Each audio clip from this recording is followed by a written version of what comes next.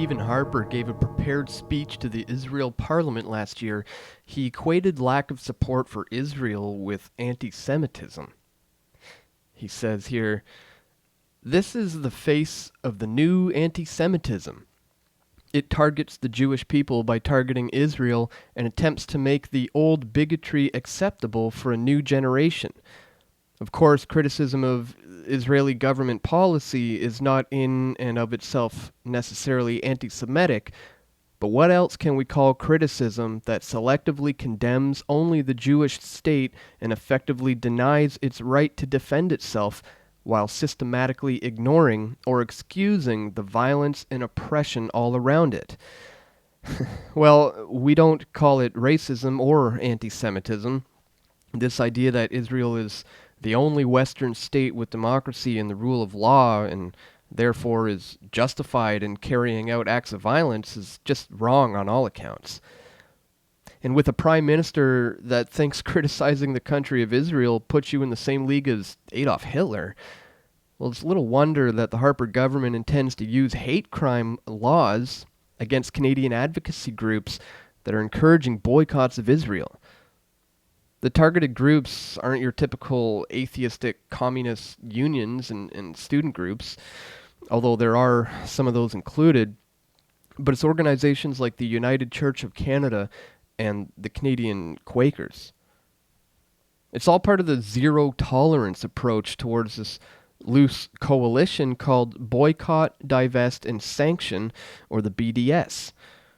Now, when asked about zero tolerance and what this actually meant and how it would be used and implemented, Public Safety Minister Stephen Blaney replied 4 days later with a list of Canada's updated hate laws.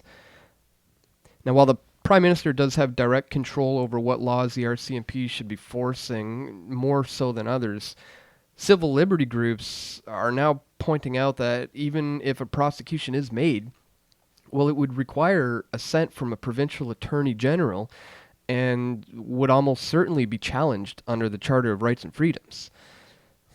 And meanwhile, in Canada, both the federal Liberal and NDP oppose BDS and they support Israel without question. Now, call it another symptom of what we here at PFT are now calling the Harper precedent.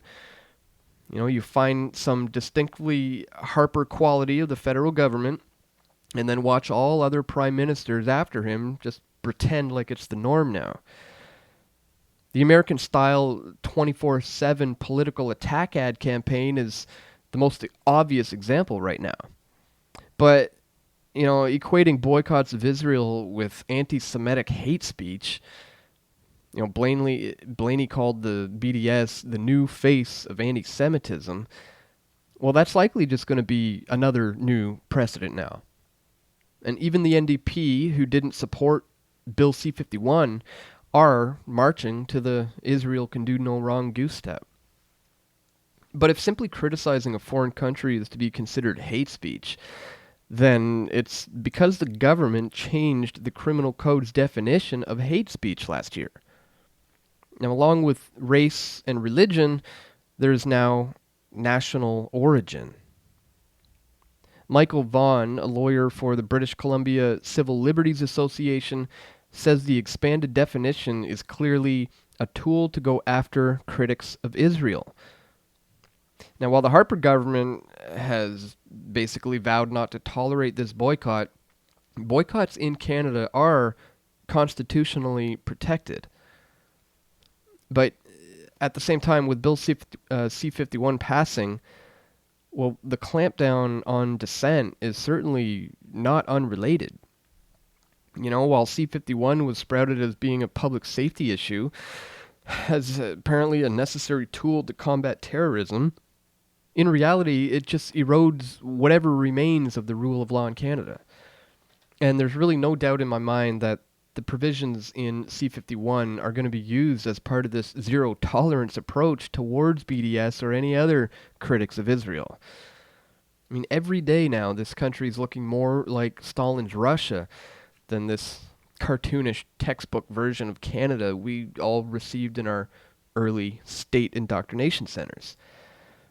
Harper's reign of terror is seeking to criminalize people who are voicing their dissent with Israel's occupied territories.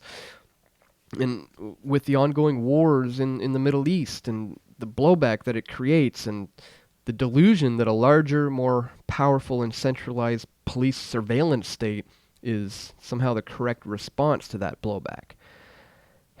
But when viewed through these lenses, it becomes obvious where the real danger lies, and it's most certainly not with the BDS. So thanks for watching, guys. Be sure to subscribe to the channel. Check the links in the description for the sources to this video. And stay tuned. We got a lot more coming out very soon right here at PressforTruth.ca.